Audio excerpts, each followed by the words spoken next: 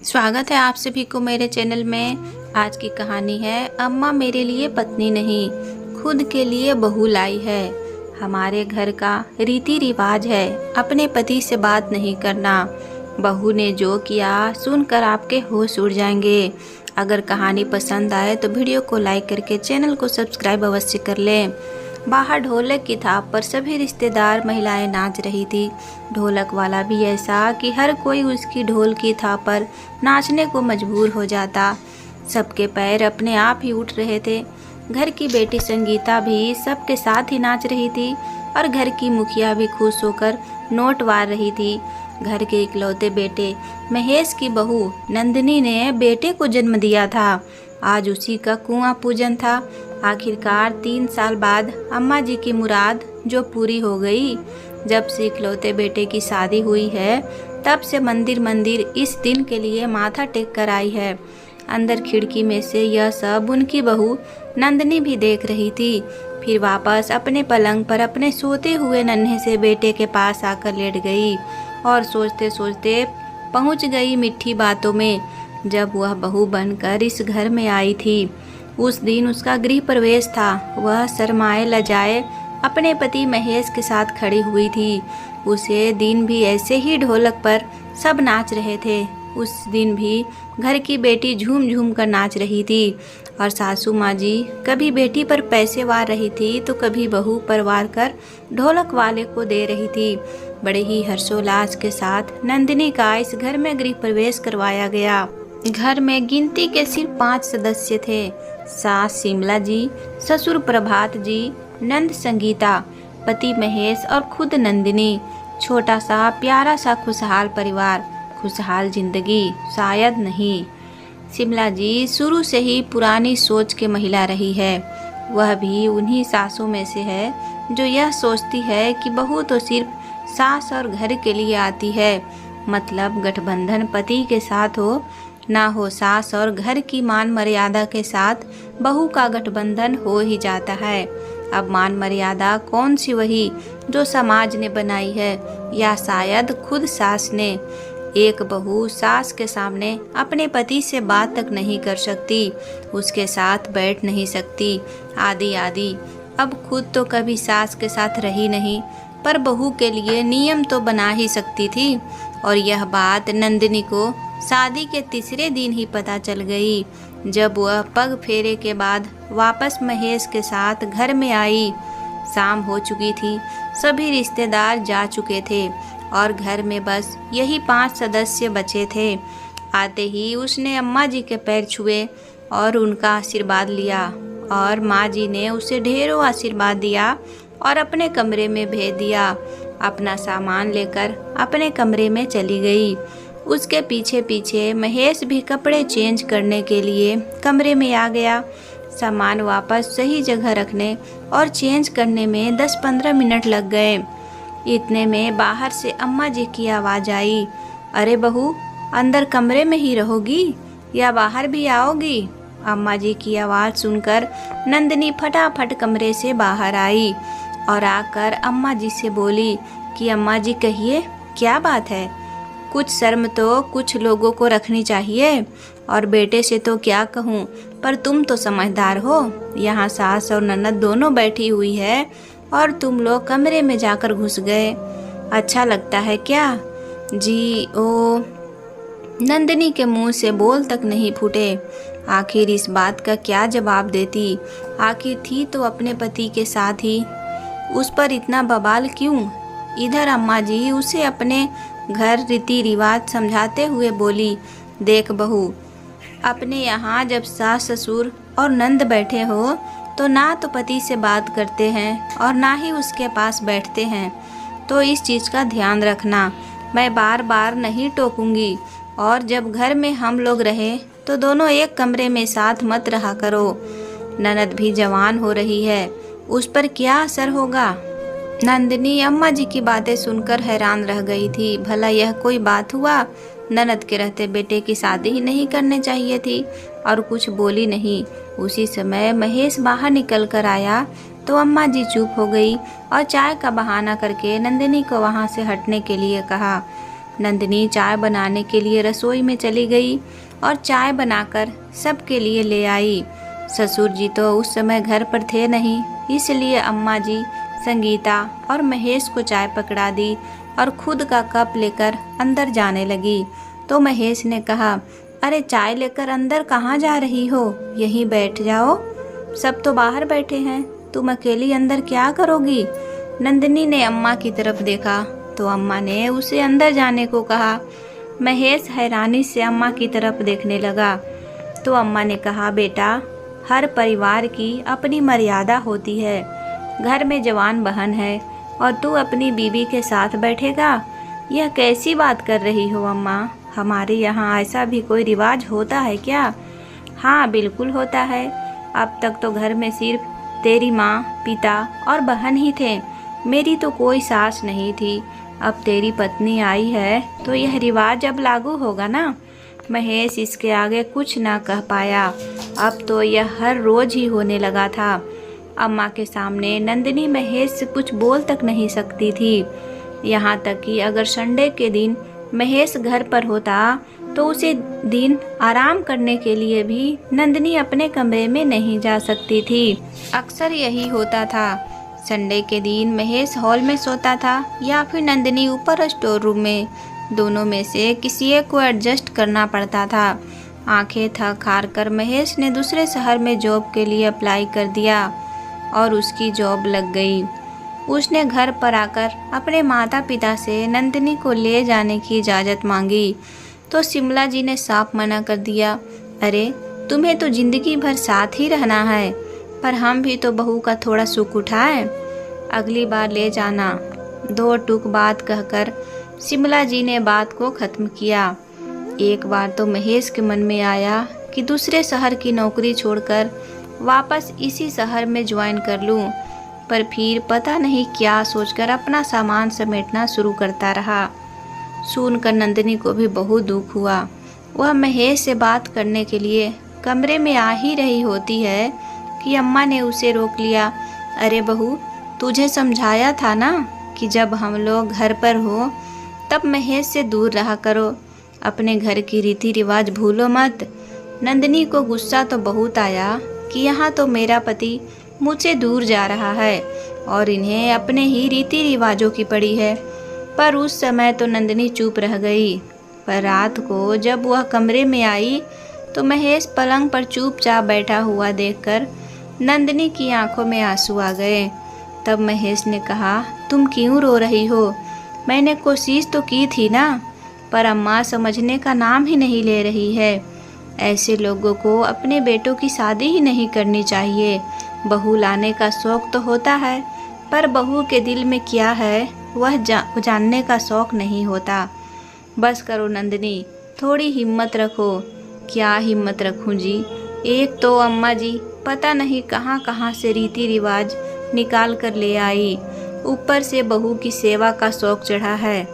क्या ऐसी औरत की बहू दिल से सेवा कर पाएगी?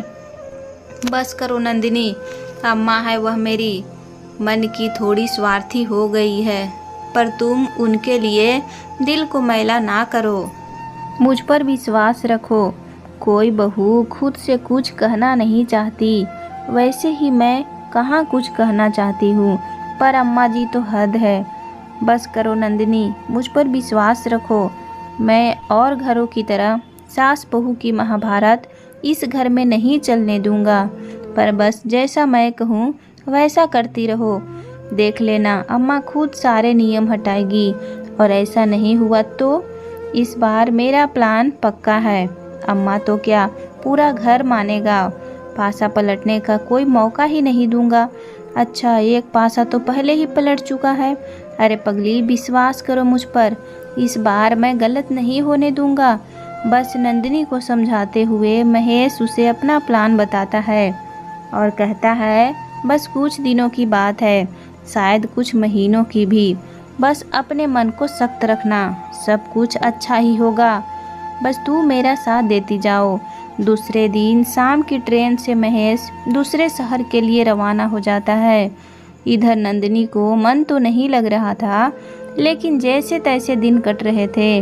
रोज शाम को महेश घर पर फ़ोन कर दिया करता था, लेकिन अम्मा जी के फ़ोन पर, क्योंकि महेश को अच्छे से पता था कि अम्मा जी महेश का फ़ोन नंदिनी को नहीं देगी। यहाँ तक कि अम्मा भी जहमत नहीं उठाती कि अपने बेटे की बात बहू से तो करा दूँ। नंदिनी जब अपने कमरे में सोने जाती तो अम्मा जी उसे सख्त हिदायत देती, महेश से फ़ोन पर बात मत करने लग जाना, बेचारा दिन भर काम करके थक गया होगा, तेरी तरह थोड़ी ना घर में आराम करता रहता है, इसीलिए उसे फ़ोन पर बात करने की ज़रूरत नहीं है। और रही घर के हाल चाल देने की, तो वह मैं दे चुकी हूँ। साथ ही संगीता को भी उसी के पास सुला देती। नंदिनी मन महसूस कर रह जाती। कई बार दिन में सासू माँ जब आराम कर रही होती, तब नंदिनी मैसेज के जरिए महेश से अपने दिल की बात कर लेती। वक्त यूं ही बीत रहा था। महेश को गए हुए 5 महीने हो चुके थे। अब उसने धीरे धीरे फ़ोन करना भी कम कर दिया।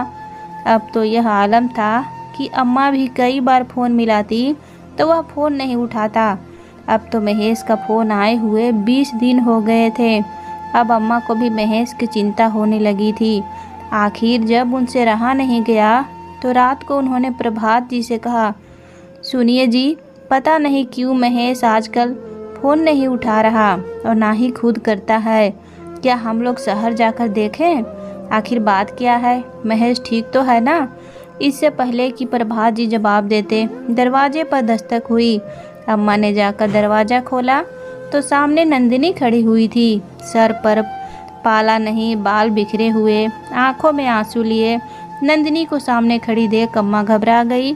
अरे बहू, यह क्या हाल बना रखा है तूने? अपनी मान मर्यादा भूल गई क्या? इस घर के रीति रिवाज सब बेच खाए? अम्मा जी, मसाले में कूट कर खिचड़ी बनाकर खा लो अपने रीति रिवाज को। आपने मेरी ज़िंदगी बर्बाद कर दी, नंदिनी रोते हुए बोली। नंदिनी के मुंह से यह सब सुनकर प्रभात जी भी अपने कमरे से बाहर आ गए। अम्मा जी ने पहले नंदिनी का पल्ला ठीक किया, उसे हाल में लाकर सोफे पर बिठाया। तब तक संगीता भी उठकर आ गई। अम्मा ने संगीता को नंदिनी के लिए पानी का गिलास लाने को कहा, फिर उसे पानी पिलाकर पूछा, अरे बहू, यह कैसी बहकी बहकी बातें कर रही है? आखिर क्या हो गया? कैसी बहू, काहे की बहू? बर्बाद कर दिया आपने अपनी बहू की ज़िंदगी। देखो आपके बेटे की करतूत, आपने तो मेरी ज़िंदगी बर्बाद कर दी। कहते हुए नंदिनी ने अपना मोबाइल आगे कर दिया, जिसमें महेश ने व्हाट्सएप पर एक फ़ोटो भेजी थी। उसे फ़ोटो में महेश के साथ एक लड़की खड़ी हुई थी, साथ ही उसके गले में फूलों का हार था। उसे देखकर अम्मा जी बोली, अरे तो कोई इसके साथ नौकरी करती होगी, पढ़ी लिखी होकर भी इतनी अक्ल नहीं है। फ़ोटो देखकर इतना बवाल क्यों मचा रही है? अम्मा जी, पढ़ी लिखी हूँ तभी बवाल मचा रही हूँ। नीचे आपके बेटे ने जो मैसेज लिखा है वह भी तो पढ़ो। संगीता ने अम्मा के हाथ से मोबाइल ले लिया और मैसेज पढ़ने लगी। सपना जो सच हो ही गया, क्या फ़र्क पड़ता है, किसी ने भी देखा तो। बोलिए, इसका क्या मतलब है? मैं कह रही हूँ अम्मा जी, आपने मेरी ज़िंदगी बर्बाद कर दी। नंदिनी अभी भी रोए जा रही थी। अब तो अम्मा का भी माथा ठनक गया। वह प्रभात जी से बोली, सुनिए जी, आप टिकट कराओ, गाड़ी कराओ, चाहे एरोप्लेन बुलाओ, कुछ भी करो, हम अभी महेश के पास जाएंगे। बस प्रभात जी ने हड़बड़ी में फटाफट टैक्सी का इंतज़ाम किया और संगीता को पड़ोस वाली आंटी के पास छोड़कर नंदिनी और शिमला जी के साथ रवाना हुए। आखिर 8 घंटे के सफ़र के बाद वो महेश के पास पहुंच गए। पहुंचते पहुंचते सुबह हो गई। जाकर सबसे पहले महेश के फ्लैट का दरवाज़ा खटखटाया तो आंखों से मिचते हुए महेश ने दरवाज़ा खोला। उसे देखते ही अम्मा जी चिल्लाते हुए बोली, शर्म नहीं आती तुझे ऐसी हरकत करते हुए? हमारी नाक कटा दी। यह भी नहीं सोचा कि तू शादीशुदा है, तेरी पत्नी पर क्या बीतेगी। अरे कौन है वह चुड़ैल? महेश तो नींद से ही पूरी तरह जाग नहीं पाया था। अचानक इस वाक्य से खुद को संभालते हुए बोला, क्या हुआ माँ, आप अचानक कैसे आ गए? सब ठीक तो है ना? अचानक पीछे से प्रभात जी आकर बरसने लगे। अरे तू शादीशुदा है नालायक, यह सब करते हुए तुझे अपने माता पिता की इज्जत का ख्याल नहीं आया? कौन है वह लड़की जिसके गले में तूने हार माला पहना रखी थी? महेश अभी भी समझ नहीं पाया, लेकिन जब नंदिनी को दिखा तो उसके मोबाइल की तरफ इशारा किया। उसे सब समझ में आने लगा, पर वह चुप रहा। आखिर 2 लेक्चर सुनने पर कुछ ठीक हो रहा था। वह गलत किया है अम्मा, वह तो मेरे साथ ऑफिस में काम करती है और उसका प्रमोशन हुआ है, इसलिए लोगों ने उसे हार माला पहनाई है। मैं भी उसके साथ फ़ोटो खिंचवा ली और वह मैसेज अरे मेरे दोस्तों ने व्हाट्सएप पर लिखा था, मैंने भी चिपका दिया। देखो मेरा बेटा गलत नहीं था बहू, तुम तो बेवजह ही बतंगड़ बना रही थी। अब यहाँ क्या कर रही हो? अंदर जो तुम्हें कहा था, हमारे घर के रीति रिवाज है बहुएं अपने पति के साथ खड़ी नहीं हो सकती। अम्मा जी अभी भी हार नहीं मान रही थी, पर इतने में प्रभात जी अम्मा को डांटते हुए बोले, बस बहुत हो गया तुम्हारे रीति रिवाज। चलो यह तो गलत फहमी थी जो दूर हो गई, लेकिन आइंदा ऐसी हरकत ना हो, इसके लिए बहू का यहीं रहना सही है। हम कह देते हैं नंदिनी अब इसके साथ यहीं रहेगी, पर यह तो जिंदगी भर साथ ही रहेंगे। हमें भी तो बहू का सुख लेने दो। अरे बस करो, तुम बेटे के लिए पत्नी लाई हो या खुद के लिए बहू? गठबंधन तुम्हारा नहीं, तुम्हारे बेटे का हुआ है बहू के साथ। आखिर तुम भी एक बेटी की माँ हो, तुम तो समझो। आखिरकार अम्मा को हार माननी पड़ी और नंदिनी को वहीं छोड़कर वह अपने शहर शाम को ही लौट गए। आखिर उनकी बेटी भी तो घर में अकेली थी। इधर महेश सोच रहा था कि उसका प्लान तो पूरा हो ही नहीं पाया। उसने तो सोचा था कि अगर वह जाएगा नहीं तो मैं खुद ही नंदिनी को उसके पास छोड़ देगी। यहाँ तो नंदिनी उससे 2 कदम आगे निकली। दोस्तों कहानी पसंद आए तो वीडियो को लाइक करके चैनल को सब्सक्राइब अवश्य कर लें। कहानी को पूरा देखने के लिए दिल से धन्यवाद।